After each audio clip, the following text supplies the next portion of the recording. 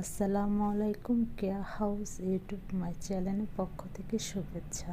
আশা করি সবাই ভালো আছেন। আজকে খুবই মজাদার একটি নতুন রেসিপি সিমের তরকারি শেয়ার করব।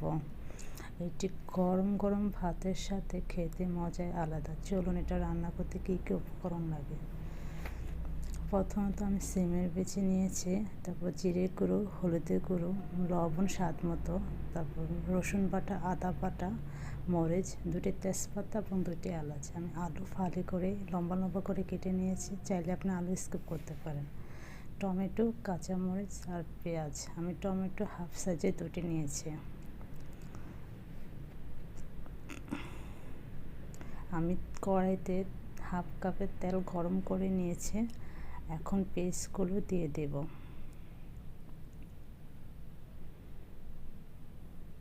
পেস্টগুলো একটু হালকা বাদামি হওয়ার পর আমি তেজপাতা এবং সব উপকরণ ঢেলে দেব।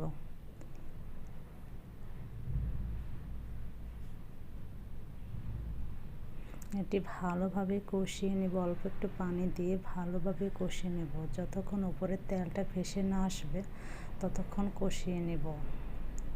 এই যে আমার কষানো হয়ে এসেছে। এখন আমি সিমের বিচি এবং আলুগুলো দিয়ে প্রায় আধা ঘন্টার মতো কষিয়ে নেব।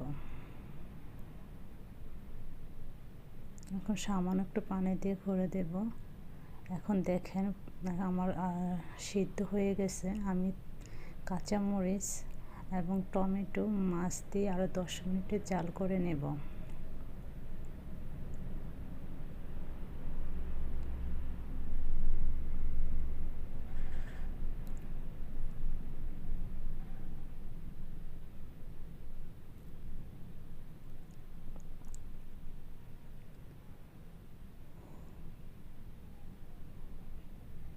আমি 10 মিনিটের জন্য এটা জাল করে নেব।